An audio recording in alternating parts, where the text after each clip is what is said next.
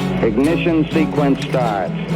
6, 5, 4, 3, 2, 1, 0.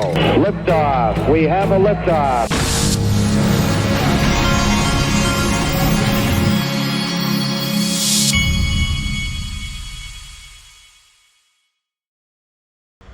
Hey everybody, this is the Digital Asset Investor, and I want to remind everybody in the top of the description, the link. Don't miss your chance, because the XRP Unleashed screenings are all just about sold out at this point, I'm pretty sure. So, and you can also pre-order the XRP Unleashed, the film right here. And by doing that, you'll get I think it comes out on the 21st, November 21st, I believe. And then you'll also have access. Let me see what it says. November 21st at 6 p.m. Pacific time is when it launches. But before then, you'll get to watch the prologue of the movie. So that's that. Top of the description of the video. Look at this. XRP is primed for its biggest explosion yet. Liquidity surges ahead. 2017, 2021, and now 2024, 2025. Don't miss the next massive wave. Boy, have we waited. And I've never felt better about, and I'm not a chart guy, but I've never felt better about a chart than when I look at this, because I was there. I know what happened. And it could get real exciting on this go around. Look at this. We've all seen Elon Musk bring up XRP. Brad Garlinghouse, he made a comment about it. Voters care about crypto. They care about XRP. It's not a niche issue. They want real policies that drive innovation and create jobs. Candidates that ignore crypto and blockchain risk a serious loss in support from growing informed voter base.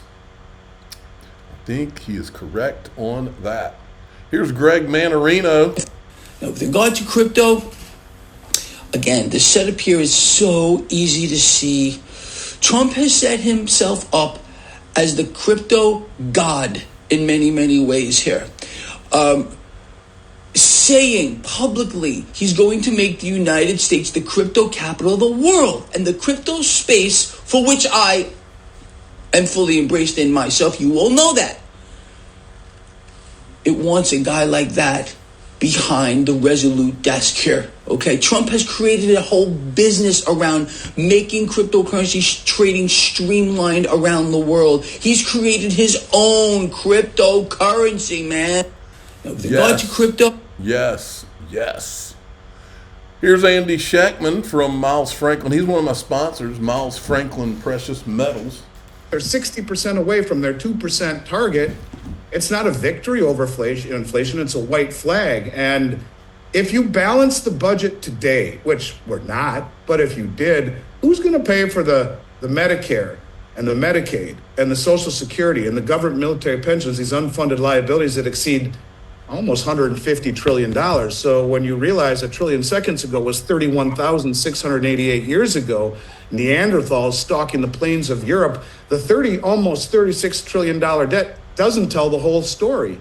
So yeah, I think inflation unquestionably, whether it be through shedding of treasuries and of dollars, whether it be other nations striking deals that used to be in dollars that are now in local currencies, and a growing chorus of countries, upwards of 59, and as Vince was saying earlier, they got to get gold. They got to get their monetary house in order. So they're going to buy gold. They're going to buy commodities, whatever it is they want to put in that basket. They're going to sell dollars to do so. All of this leads to higher inflation as those dollars come home, and we get to a point where the foreigners don't want to buy treasuries anymore. Who does? Oh, that'd be the Fed. This is monetization of assets. This is Weimar Republic. This is the seeds of hyperinflation. So yeah, I think it's a 100%. I agree with Greg. It's commodities all day long. It's anything that gives you protection from what ought to be an inflationary phenomenon that it hasn't even begun to present itself to what it ultimately will look like.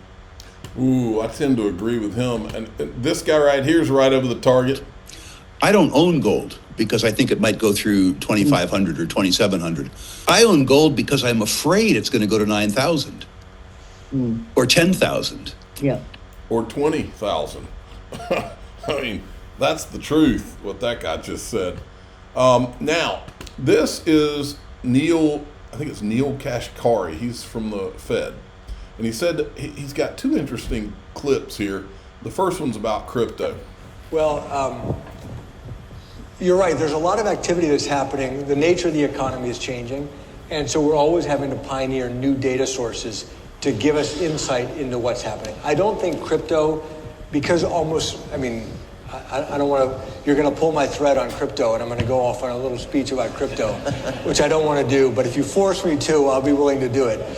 But very few transactions are actually happening on crypto. People are buying crypto and they're selling crypto, but they're not paying for goods and services using crypto. It almost never happens unless people are buying drugs or other illegal activities. Well, that's because you guys you've got an SEC chairman who has intentionally tried to stave off this industry. The second we get regulation, you'll see all kinds of that kind of thing.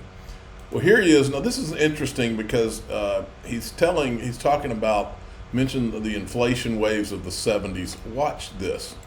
Just as Jerry said, in the 1970s, the Fed fell down on its job. Under pressure from politicians, the Fed did not raise interest rates, even though inflation was really high, because politicians didn't want there to be economic consequences of those high interest rates. And then what ended up happening is inflation went higher.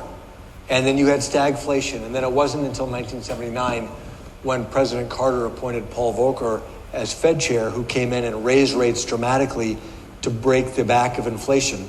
By the way, he caused a deep recession in doing so.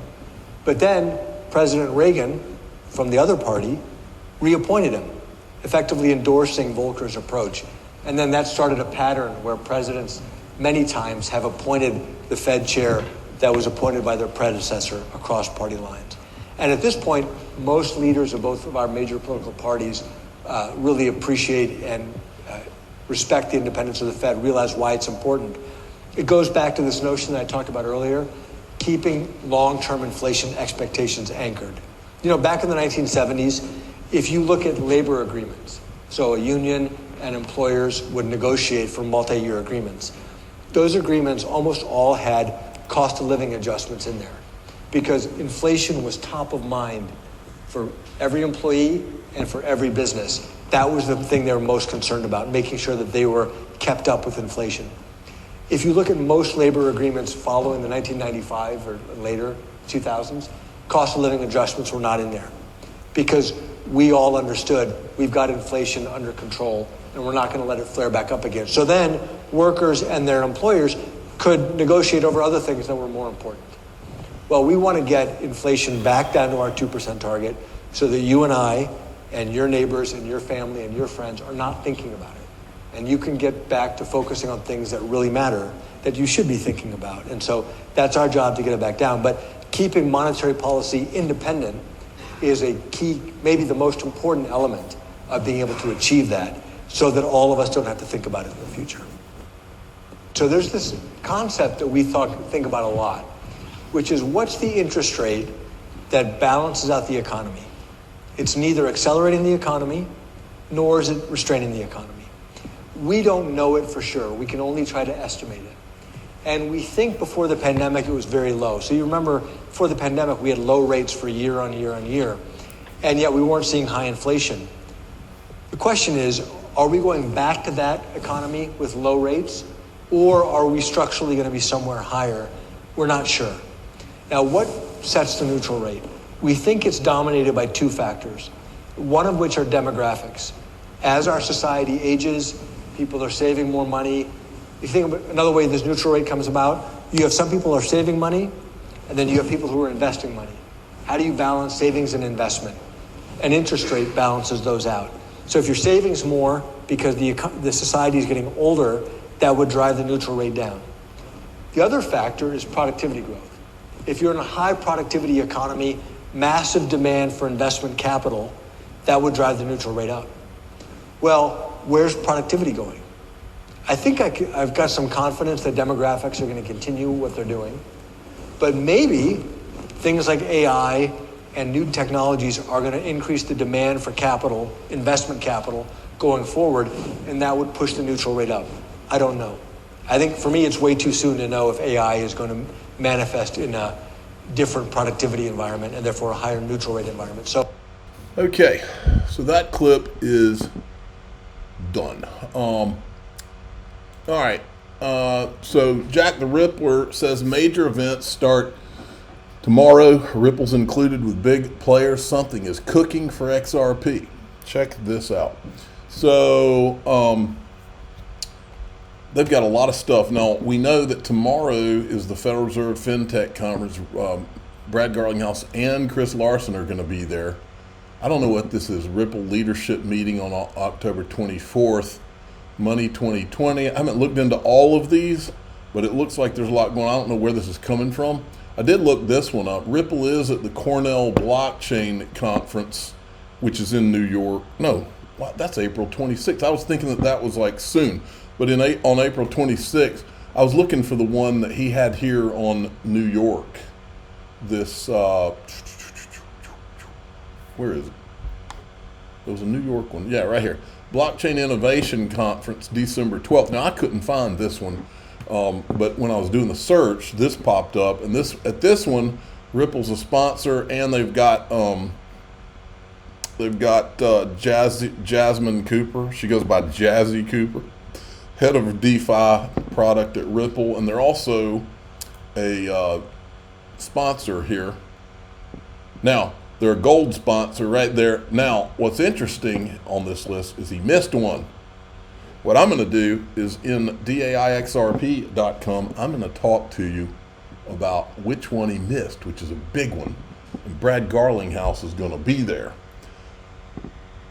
Just come on into DAIXRP.com. I'm the digital asset investor. I'm not an investment advisor. This is for entertainment purposes only. Please subscribe, hit the like button, tell your friends and family. We're going to go talk about the one Brad Garlinghouse is going to be at that's big. Here we go.